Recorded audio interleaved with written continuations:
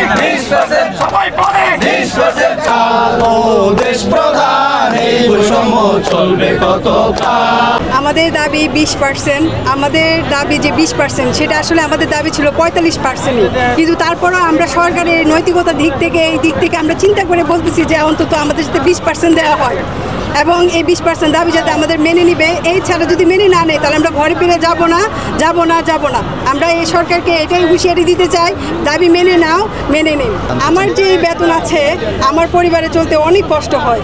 আমার মা বাবা, আমার শ্বশুর শাশুড়ি এবং হাজব্যান্ড সবাইকে নিয়ে অনেক কষ্ট হয়। আমি একটা মহিলা টিচার এবং এই অনুযায়ী আমার সংসার চালতে এরকম হিমশিম, তাহলে একজন পুরুষ শিক্ষকের কি অবস্থা হচ্ছে সেটা বিবেক হচ্ছে আমাদের শিক্ষা উপদেষ্টার কাছে। শিক্ষা উপদেষ্টা এই বিষয়ে আমাদেরকে জানাবেন। আমাদের আর পারতেছি না, আমাদের সংসার চালানো আমাদের পক্ষে আর সম্ভব হচ্ছে না। আমাদের পিঠ দেওয়ালে টিকে গেছে, এখন আমাদের পক্ষে আর ঘরে থাকা সম্ভব না। আমরা ঘর থেকে সেই জন্য বের হয়ে আসছি এবং আমরা আর ঘরে ফিরে যেতে চাই না। আমাদের দাবি মেনে নিন এবং আমাদেরকে সুশৃঙ্খলভাবে ক্লাসে ফিরে যাওয়ার জন্য সহযোগিতা করুন। হচ্ছে আমি যখন ক্লাসে যাই আমার সাংসারিক দিক আমার মাথার মধ্যে সেই ঘুরপাক খায় এবং সেই দিক আমার চিন্তাভাবনা আসে যখন আমি সংসারের দিক চিন্তাভাবনা করব, নাকি আমি সেই পড়ালেখা আমার প্রিয় ছাত্রদেরকে পড়াশোনা করাবো, নাকি আমার সংসারের বিষয়ে চিন্তা ভাবনা করবো। এইগুলো নিয়ে আসলে আমার ছাত্রদের প্রতি আমাদের এটা থেকে একটু আমার ঘুরপাক খায় এবং আমাদের সমস্যা হয় শিক্ষার পাঠদান ক্ষেত্রে।